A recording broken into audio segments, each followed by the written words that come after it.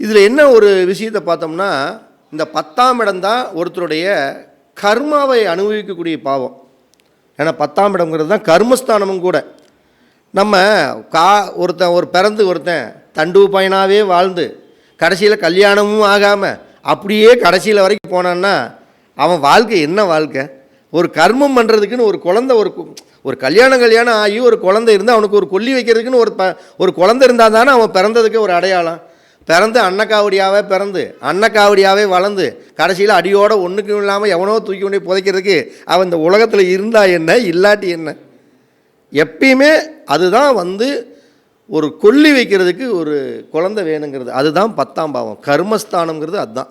அப்போ இந்த 10ஆம் பாவம் அப்படிங்கிறது ரொம்ப ரொம்ப ஒரு மனிதனுக்கு இன்றியமையாத பாவம்.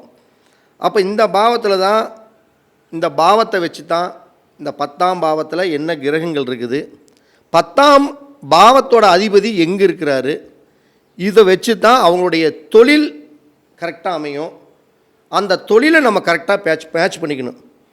ஒருத்தர் சம்பந்தம் இல்லாத ஒருத்தர் தொழில் செய்வான், கடைசியில் கேட்டால் என்ன சொல்லுவான்? நான் இந்த தொழிலை கஷ்டப்பட்டு உழைச்ச நாயாட்டேன், 10 பைசா என்னால் சம்பாதிக்க முடியல, என்ன வாழ்க்கை இது அப்படிம்பா.